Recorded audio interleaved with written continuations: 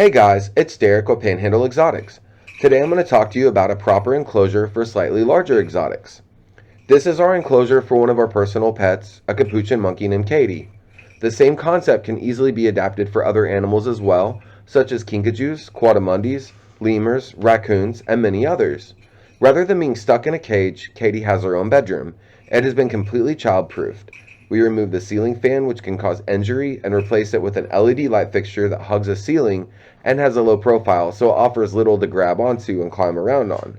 We removed the carpet down to the concrete floor, painted it, and sealed it. We added paint flakes to give it some color, but this is strictly personal preference. If you don't have concrete underneath on your floor, use linoleum, which you could find at Lowe's or Home Depot. Not only does it make cleanup much easier, it's much more sanitary. I am by no means against diapering your pet, but it isn't realistic to have them diapered 24/7, and honestly, it's not a good thing to do it that way anyways. They're going to end up getting diaper rash and other irritation if constantly left in a diaper. I suggest leaving it off if they're at home in their bedroom and just using it whenever they have free run of the house. We removed all electrical outlets, capped off the wires, and put on solid face plates. This will keep them from putting their fingers into the outlets, trying to be curious as they're going to do and see what it is and end up getting shocked. We put a latch with a padlock on the closet door, which is great for storing their extra blankets, toys, and more, and keep them out of there so they don't get into trouble. We added several eye hooks in the ceiling and the walls, made sure that they went into studs so they're secure. That's a big key part of this. This gives us places to easily hang toys and mount plastic chain. We use heavy-duty carabiner clips to connect the plastic chain to the eye hooks. The great thing about this is how easily it can be unhooked and the chain moved around to change it up easily, which is all part of enrichment. In the wild, capuchins will sleep on tree branches, so it's natural for her to sleep up high every night. We have tried different things like mounted beds up high and things like that, but her favorite, and in fact the only thing she'll use, is a simple ladder made of PVC pipe which is hanging from the ceiling, and we'll just throw a little blanket on there. We always offer a variety of small toys like stuffed animals and child-safe toddler toys, all of which are rotated out regularly to prevent boredom. We also keep something larger such as a tunnel, jungle gym, slide, etc., which offers more places to climb and play.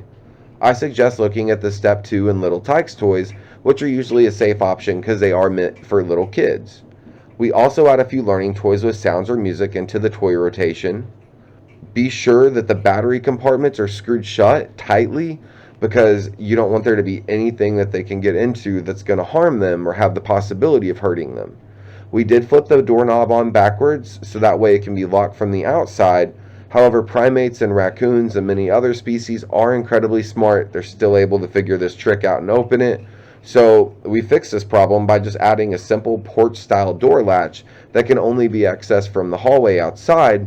They can't get to it. I suggest painting the room yourself. It's honestly a waste of money to pay someone to come in and do it for you, and you yourself are going to be a professional before you know it anyways. I would love to say the room is always going to look like this, always clean and put together. That unfortunately would be a lie. No matter how much you childproof, no matter how many different toys or forms of enrichment, no matter how many different ways that you set it up, how much time you spend socializing, their favorite thing to do is picking at the paint on the walls and chipping away at the drywall. It's constantly going to need touched up. One solution for this is covering the walls with FRP board from the hardware store. This is the sheets of the thin, hard plastic most restaurants will have in their kitchen to make sanitizing and cleanup simpler.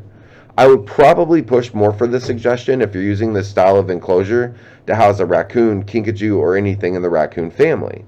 I hope this helps answer any questions and helps you plan a proper enclosure for a larger species. Due to the animal right fanatics running Facebook, we're going to leave it forever. If you'd like to continue receiving updates on new arrivals, discounts, coupons, and more, be sure to sign up for a free newsletter at panhandleexotics.com. Also, subscribe to our YouTube channel for the newest vids and follow us on Twitter.